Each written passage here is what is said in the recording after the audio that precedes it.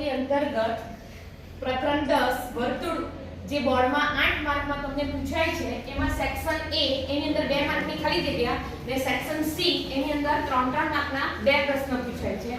તો આ આપણે આજે શીખીશું. 8 માર્ક તમારે પૂરેપૂરા બોર્ડની અંદર લેવાના છે. સ્પર્શક વર્તુળની ખાલી જગ્યા બિંદુમાં છેદે. તો આપણે સમજીએ તો આ તમારું વર્તુળ છે, બરાબર? આ એનું કેન્દ્ર. હવે આ રીતે હું એક રેખા દોરું તો પ્રાઇમરીમાં તમે શીખી ગયેલા જે આ રેખા જે છે તે વર્તુળને કેટલા બિંદુમાં છેદે છે? 2. તો 2 બિંદુમાં છેદતી રેખા હોય તો તે વર્તુળની શું કહેવાય? અને છેદિકા. જ્યારે આપણે સ્પર્શક બતાવવાનું છે તો સ્પર્શક એટલે કઈ રીતે બતાવાય આપણે શીખી ગયા. આ તમારું વર્તુળ, આ એનું કેન્દ્ર હોય તો સ્પર્શક ખાલી વર્તુળને શું કરે? ટચ કરે, એટલે સ્પર્શ કરે. તો એ સ્પર્શક કઈ રીતે બતાવે?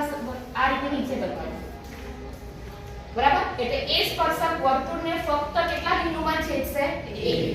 એટલે ખાલી જગ્યામાં સમજ પડી. સ્પર્શક વર્તુળને કેટલા બિંદુમાં છેદે? ફક્ત 1 બિંદુમાં છેદે. જો બોર્ડમાં છેદિકા પૂછાય તમને તો કેટલા બિંદુમાં છેદે? 2. બરાબર? બીજી ખાલી જગ્યા